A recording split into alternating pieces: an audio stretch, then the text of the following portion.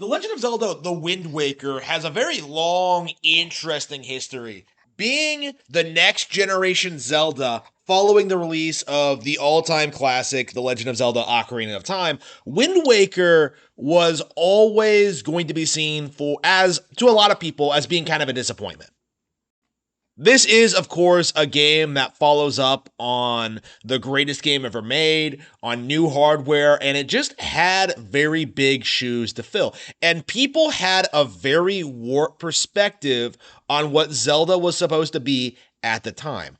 People assumed that Zelda would become more mature, that it would become more adult oriented, that it would be more combat focused, that it would be more like the NES games. The mindset was, especially after Majora's Mask, that the games would be getting darker. They would be getting more adult. They would be geared towards older audiences. It would have realistic visuals, and it would have all these intense storylines. And none of that really happened. Wind Waker is a very interesting situation because it kind of demonstrates one of the big issues that Nintendo has had with all of their franchises over the years. Specifically, the fact that a certain demographic of Nintendo fans refuses to grow up and refuses to understand that these games aren't tailor-made for them.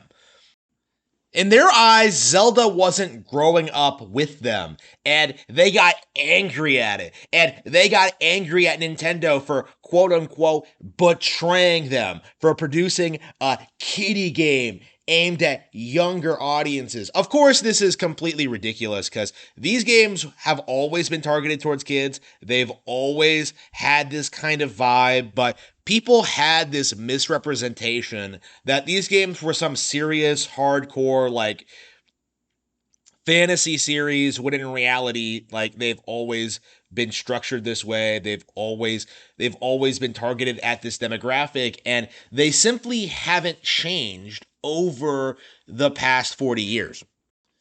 It's very telling how the vast majority of complaints about the Legend of Zelda franchise essentially amount to it not being the exact same as other franchises. You know, when Skyrim came out, the big thing was that, like, Zelda was an open world and it was limited and it wasn't modernized enough. And the same people refused to show up when Breath of the Wild went open world. Nintendo games have this strange problem where the games are held to such a high standard that people get very, very, very, very upset if these games aren't some major life-changing experiences. Because, oh man, this game isn't as good as the one I played when I was a kid. When in reality, the games have been consistently getting better. They have been improving. They have been changing. The major thing that's changed is that you aren't a kid anymore. You know, you have more perspective now. You're more jaded, and you don't really have the appreciation for this material that you used to. The games haven't gotten worse, you've grown up. And that has been an issue with Nintendo games throughout the past 40 years. You know, this has hit pretty much every major gaming franchise I can think of. You know, Super Mario Bros., Donkey Kong, The Legend of Zelda, Pokemon especially. It is a very common, reoccurring thing to act as if Nintendo has fallen off when you've simply grown out of the target demographic. The primary reason that Nintendo lost market share to PlayStation and Sega back in the 90s was because of this misconception. This idea that Nintendo wasn't growing up, that it wasn't mature enough, that it wasn't hardcore enough, and PlayStation and Xbox were making the real games for the mature gamer. And of course, over time, that narrative died off because it simply wasn't true at all. And a big reason for why this change of attitude has taken place was due to the initial backlash and then love of The Legend of Zelda The Wind Waker. In a lot of ways, with the roots of people beginning to accept Nintendo's style and their presentation and their target demographic and the value of producing games like this, a lot of that has roots in Wind Waker. Even today, whenever Nintendo does a controversial art style or a design choice, the example that comes to my mind is Metroid Prime Federation Force. Whenever they do something like that, they always point to Wind Waker's initial controversy as an example as a game that had a very polarizing art style initially and then went on to be a very popular, successful game. In essence, Wind Waker is an example as to what happens when people spurg out about new Nintendo games, whether it's Super Mario Bros. Wonder or The Legend of Zelda Tears of the Kingdom or Fire Emblem Engage. Every single time these games are super polarizing when they come out for all sorts of petty, inconsequential reasons, whether it's the story, the graphics, the gameplay decisions. Every single time before release, people freak out and act like it's going to be the worst thing ever. And then 20 years later, it becomes a huge cult classic. We've seen this with Donkey Kong recently, actually. Now that Donkey Kong Bonanza is out, more and more people are coming out and saying Donkey Kong Country Tropical Freeze was a great game and an all-time wonderful 2D platformer. It is very, very easy to forget that Donkey Kong Country Tropical Freeze was hated when it was first shown off. It's not something we really talk about, but this really sets the template as to how Nintendo games are reviewed and critiqued. Because every single time, critics and YouTubers freak out about things that simply do not matter. I feel as if back in the 90s, what game journalists said was gospel.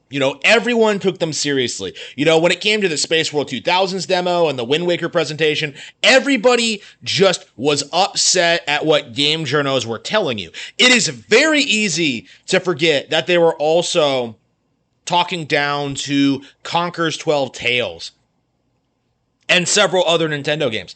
That was the major critique at the time. I remember when Super Mario Sunshine came out and a lot of those guys at Naughty Dog came out and tried laughing at Nintendo because, without a story, your game isn't going to go anywhere. And what happened?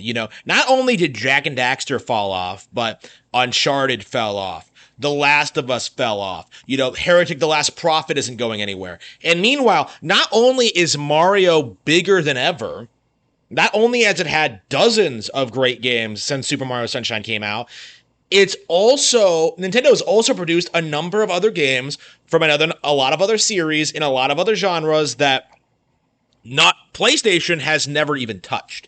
The Super Mario Sunshine thing, the GameCube is a really good shining example of how badly game journalists, critics, and the rest of the industry talk down to Nintendo, only for them to get completely and utterly wrecked long term.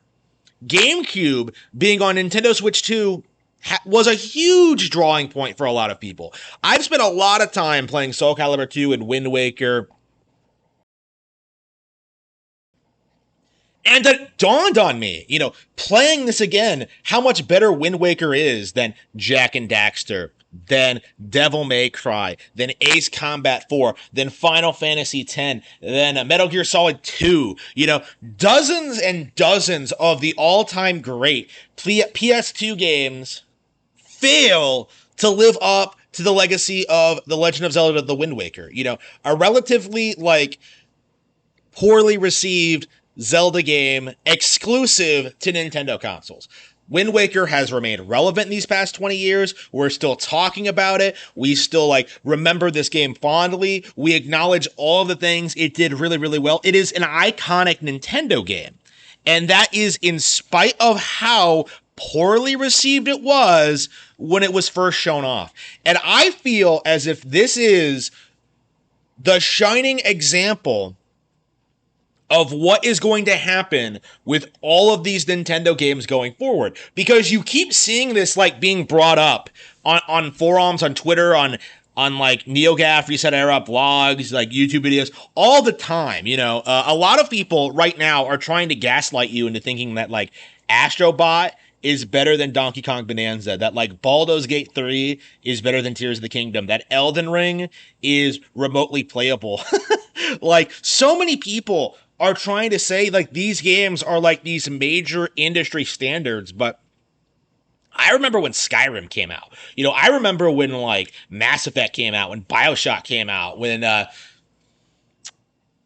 Resident Evil 5 came out, like I remember how those games were hyped up as these huge AAA big budget products and everybody was excited for them. And what happens?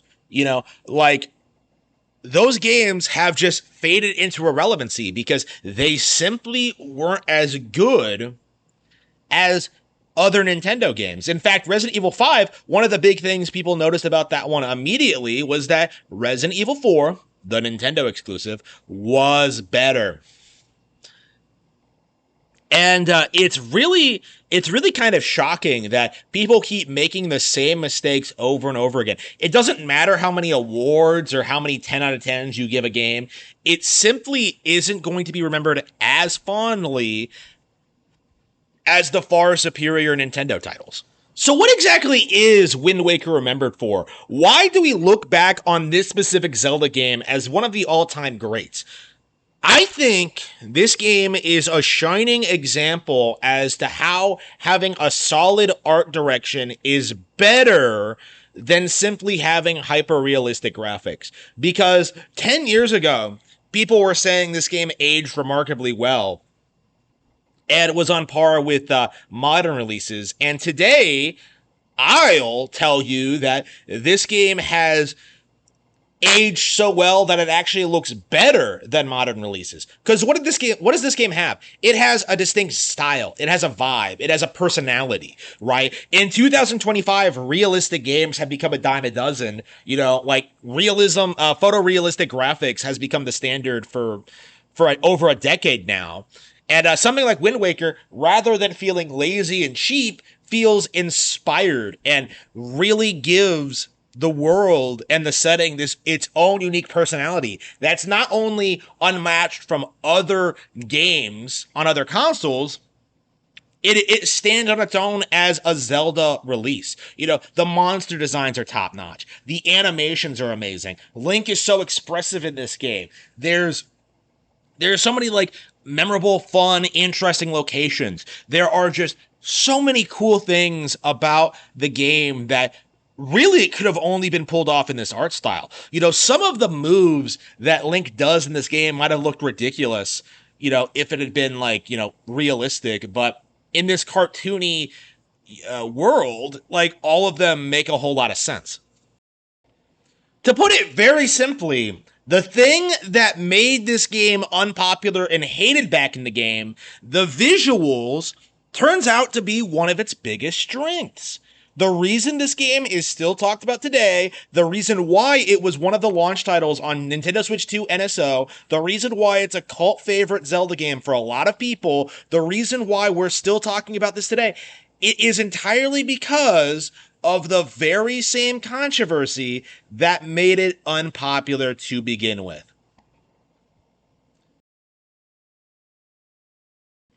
It does need to be understood more that just because something is popular, that doesn't really take away the success and appeal of something else.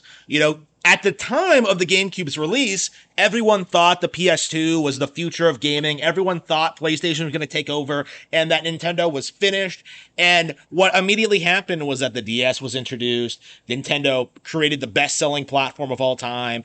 They put out the Wii, which was a huge success in its own right. They put out one of the greatest consoles ever made, the Wii U. The 3DS was awesome. Pokemon became the biggest brand in the world. While the gaming industry was desperately trying to meme the PlayStation into relevancy, remember when they tried to tell you that the PSP would outdo the Nintendo DS? When the rest of the industry was trying to meme you into thinking that Sony would drive Nintendo out of business, the reality was Nintendo was absolutely dominating the competition in every way, shape, and form. And Wind Waker is absolutely a defining example of that. This game was released in 2013 on the Wii U with new features and upgraded mechanics and did fairly well for itself. It was released again on the Nintendo Switch 2, and I would have to imagine is the most popular game on that service at the moment. This is a game that I think really demonstrates Nintendo's mindset at the time.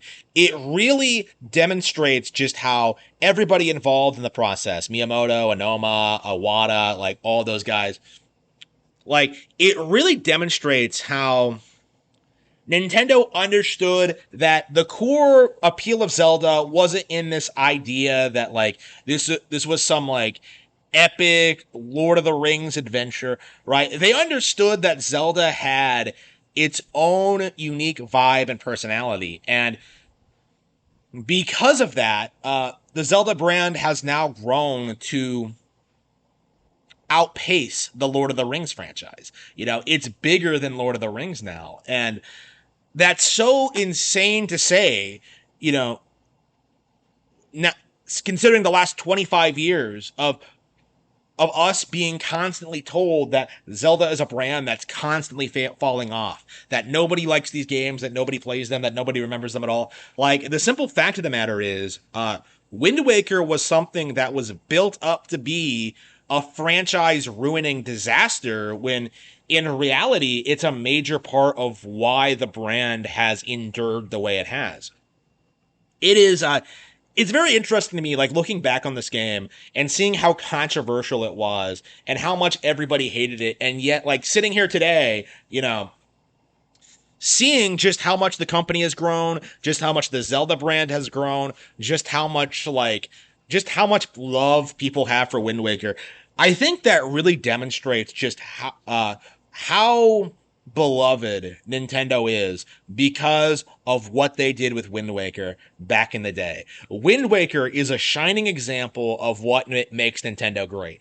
It isn't my favorite Zelda game by any means. It's not my favorite Nintendo game, not my favorite GameCube game, but it's definitely something that I have a lot of fond memories of and will continue to love and appreciate this game forever.